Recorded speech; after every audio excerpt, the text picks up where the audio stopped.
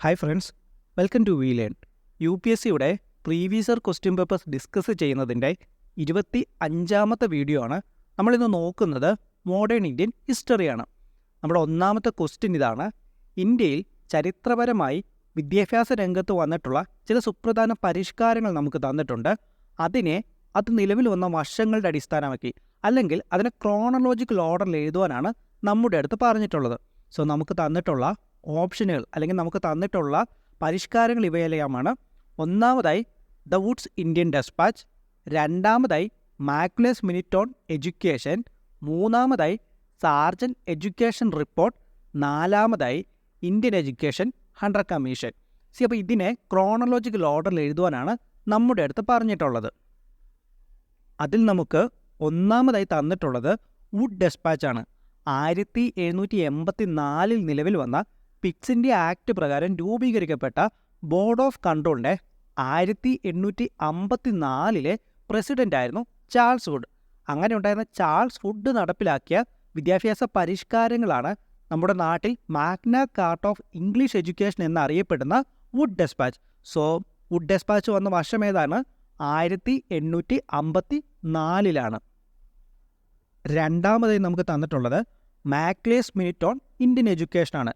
ഇന്ത്യയിൽ ഇന്ത്യക്കാരെ ഇംഗ്ലീഷ് പഠിപ്പിക്കുകയാണെങ്കിൽ അവരുടെ രക്തവും നിറവും ഇതെല്ലാം ഇന്ത്യക്കാരുടെ ആയിരിക്കും, എന്നാൽ അവരുടെ ചിന്താഗതി ഇംഗ്ലീഷുകാരെ പോലെ ആയിരിക്കും എന്ന ആശയത്തോടു കൂടി ബ്രിട്ടീഷ് ചരിത്രകാരനും പൊളിറ്റീഷ്യനുമായ തോമസ് ബാരിങ്ടൺ മാക്കുലെ മുന്നോട്ട് വെച്ചിട്ടുള്ള ആശയങ്ങളാണ് മാക്ലേസ് മിനിറ്റ്. അപ്പോൾ ഇദ്ദേഹം ഈ ആശയങ്ങളൊക്കെ മുന്നോട്ട് വെച്ച വർഷം എന്ന് പറയുന്നത് 1835. അതിൻ്റെ ഉദ്ദേശം എന്താണ്? നമ്മൾ ഇന്ത്യക്കാരെ ഇംഗ്ലീഷ് പഠിപ്പിക്കുകയാണെങ്കിൽ അവരുടെ നിറവും അവരുടെ രക്തവും ഒക്കെ ഇന്ത്യക്കാരെ പോലെയൊക്കെ തന്നെ ആയിരിക്കും, പക്ഷേ അവരുടെ ചിന്താഗതി ബ്രിട്ടീഷുകാരെ പോലെ ആയിരിക്കും എന്ന് പറഞ്ഞുകൊണ്ട് നമ്മുടെ ബ്രിട്ടീഷ് ചരിത്രകാരനും പൊളിറ്റീഷ്യനുമായിട്ടുള്ള തോമസ് ബാരിങ്ടൺ മക്കുലെ മുന്നോട്ട് വെച്ചതാണ് 1835 മാക്കുലേസ് മിനിറ്റ്. മൂന്നാമതായി നമുക്ക് തന്നിട്ടുള്ളത് ദ സർജൻ എഡ്യൂക്കേഷൻ റിപ്പോർട്ട്. ബ്രിട്ടീഷുകാർ ഭരണം നടത്തിയിരുന്ന 1944 ബ്രിട്ടീഷ് ഇന്ത്യയിൽ വേൾഡ് വാറിന് ശേഷം ഇന്ത്യയുടെ സാക്ഷരത ഉയർത്തുക എന്ന ആശയത്തോടുകൂടി നിലവിൽ വന്നതാണ് 1944 സർജൻ പ്ലാൻ ഓഫ് എഡ്യൂക്കേഷൻ. അപ്പോൾ നമ്മുടെ സർജൻ പ്ലാൻ ഓഫ് എഡ്യൂക്കേഷൻ നിലവിൽ വന്ന വർഷം ഏതാണ്? 1944. ഇനി നമ്മുടെ നാലാമത്തെയും അവസാനത്തെയുമാണ് 100 കമ്മീഷൻ.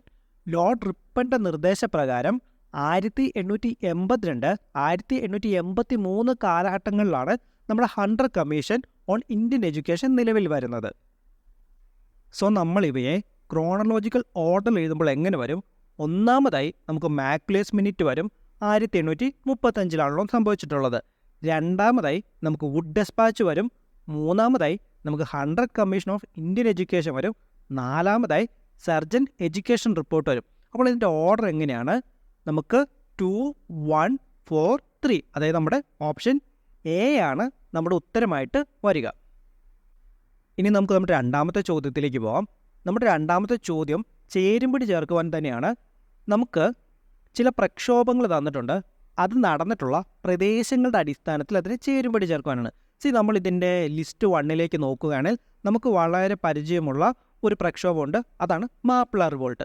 മാപ്പിള റിവോൾട്ട് നടന്ന എവിടെയാണ്? അത് നമ്മുടെ കേരളത്തിൽ തന്നെയാണ്. അപ്പോൾ അതുകൊണ്ട് തന്നെ ലിസ്റ്റ് 1 എ എന്ന് പറയുന്നത് ലിസ്റ്റ് 2 ഒന്നാമത്തതാണ്. അപ്പോൾ അതുകൊണ്ട് തന്നെ നമ്മുടെ കോഡ്സിലേക്ക് വരുവാണെങ്കിൽ നമുക്ക് ആ ബിയും ഡിയും എലിമിനേറ്റ് ചെയ്യാൻ സാധിക്കുമല്ലോ, ബിക്കോസ് അതിൽ നമ്മുടെ എ എന്ന് പറയുന്നത് മാറ്റിയാണല്ലോ കൊടുത്തിട്ടുള്ളത്. അതുകൊണ്ട് തന്നെ നമുക്ക് ആകെപ്പാടെ ബാക്കിയായിട്ടുള്ളത് കോഡ്സിൽ പിന്നീട് എയും അതുപോലെ തന്നെ സിയും മാത്രമാണ്. അപ്പോൾ അതുകൊണ്ട് തന്നെ നമുക്ക് ഇനിയുള്ളതിൽ ഏതെങ്കിലും ഒരെണ്ണം എടുത്തു കഴിഞ്ഞാൽ തന്നെ നമുക്ക് ഉത്തരത്തിലേക്ക് എത്താനായിട്ട് സാധിക്കും. തൽക്കാലം നമുക്ക് ബിർസ മുണ്ട റിവോൾട്ട് എടുക്കാം.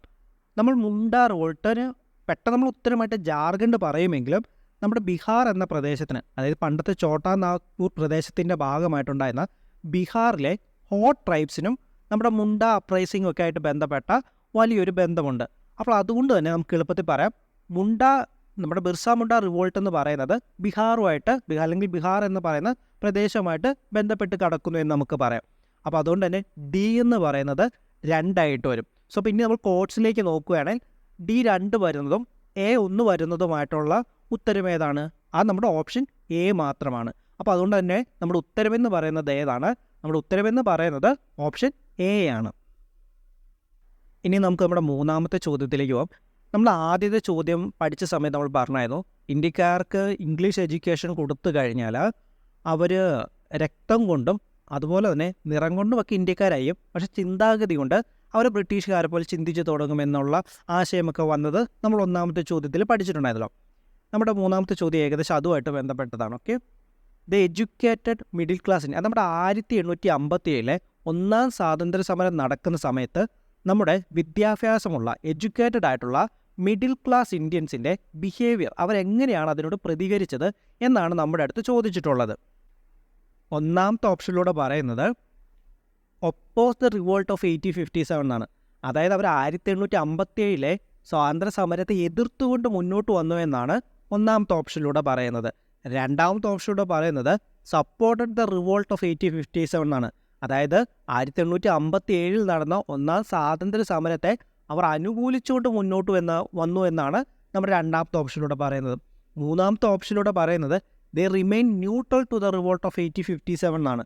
അവരതിനോട് യാതൊരു തരത്തിലും പ്രതികരിക്കാതെ അവർ ന്യൂട്രലായിട്ട് നിന്നു എന്നാണ് നമ്മുടെ മൂന്നാമത്തെ ഓപ്ഷനിലൂടെ പറയുന്നത്.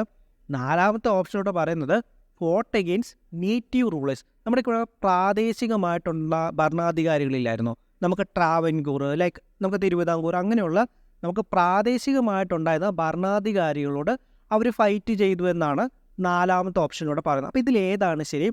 ഇതിൽ ശരിയായിട്ടുള്ള ഉത്തരം എന്ന് പറയുന്നത് ഇവരൊന്നിലും ഇടപെടാതെ അങ്ങ് മാറിയിരുന്നു. അതായത് ഇവർ റിമൈൻഡ് ന്യൂട്രലായിരുന്നു.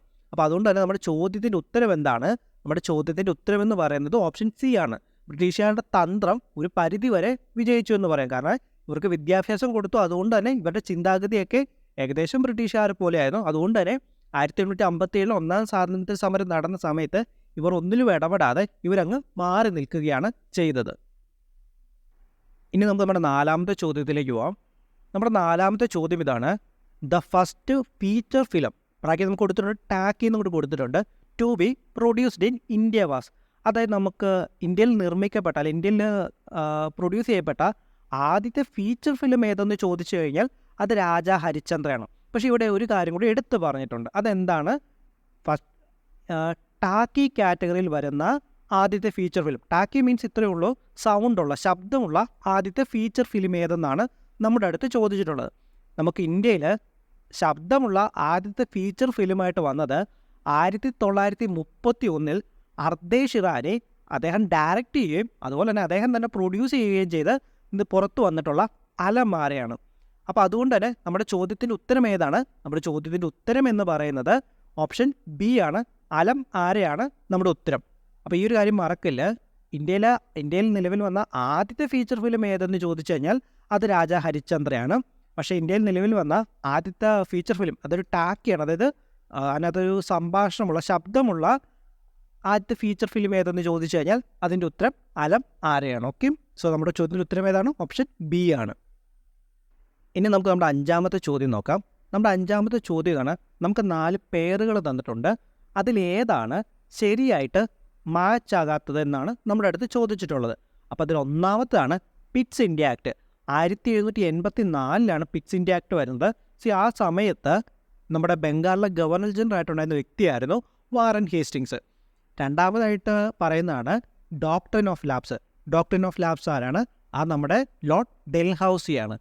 മൂന്നാമതായിട്ട് നമുക്ക് തന്നിട്ടുള്ളതാണ് vernacular press act.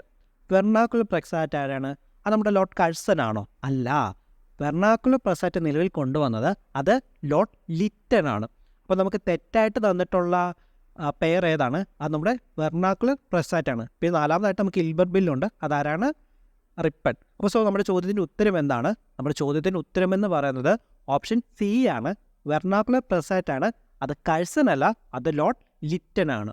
Okay, so അപ്പോൾ ഇത്രയാണ് നമുക്ക് ഈ ഒരു വീഡിയോയിലൂടെ നോക്കുന്നത്. ഞാൻ ഈ വീഡിയോ കൺക്ലൂഡ് ചെയ്യുന്നതിന് മുമ്പ് നമ്മുടെ വളരെ ചെറിയൊരു ചാനലാണ്, നിങ്ങളുടെയൊക്കെ സപ്പോർട്ട് ഉണ്ടെങ്കിൽ മാത്രമേ നമുക്ക് മുന്നോട്ട് പോകാനായിട്ട് സാധിക്കുകയുള്ളൂ. ആരെങ്കിലും ചാനൽ സബ്സ്ക്രൈബ് ചെയ്തിട്ടില്ലെങ്കിൽ സബ്സ്ക്രൈബ് ചെയ്യുക. അതുപോലെ വീഡിയോയിൽ എന്തെങ്കിലുമൊക്കെ പോരായ്മകളുണ്ട് ഡെഫിനറ്റ്ലി പറയുക കേട്ടോ. Okay, thank you.